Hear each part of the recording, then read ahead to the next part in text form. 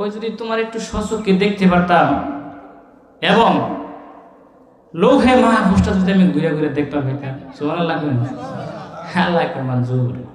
কি করলাম? মঞ্জুর। আল্লাহর কাছে সাক্ষাৎ করে আল্লাহ একটু লোহে মাহফুজটা ঘুরতাম। কয় ঘুরো। লোহে মাহফুজ ঘুরতে দেখে জান্নাতের এক ফটকের মধ্যে লেখা লানাতুল্লাহি আলা ইবলিসা। কি লেখা?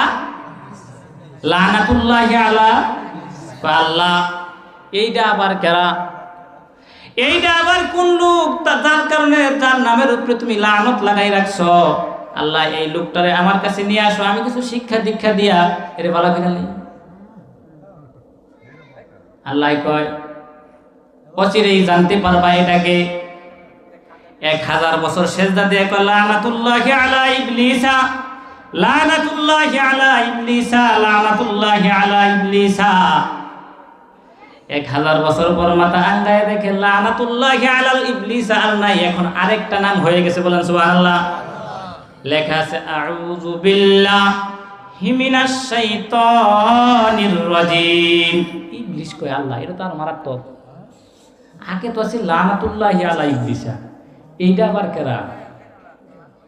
আউযু বিল্লাহি মিনাশ শাইতানির রাজিম। মরদুদ শয়তানের কাছ থেকে আল্লাহর কাছে আমি আশ্রয় প্রার্থনা করছি। এই শয়তানটা আবার কেরা?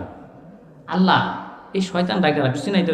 আল্লাহ কয় তুমি অচিরেই জানতে পারবা, অচিরেই জানতে পারবা। আল্লাহর সাথে কথোপকথন শেষ। দীর্ঘদিন পরে সে আবার আল্লাহর কাছে স্মরণ করছে। আল্লাহ তারই স্মরণ করছে 40 দিন পর। কয়দিন পর? 40 দিন পর ডাইকে নিয়ে গেছে। এই মুআল্লিমুল মালায়েকা, ফেরেশতাদের সর্দার, তুমি শুনো। কোন মনিব যদি তার গোলামকে কিছুই ছিল না সব কিছু দেয়, দেওয়ার পরে যদি ওই গোলাম মনিবের সাথে অহংকার করে, বেয়াদবি করে, মনিবের অবাধ্যতা করে, এর শাস্তি কি? আল্লাহ এটা আপনি কি কই?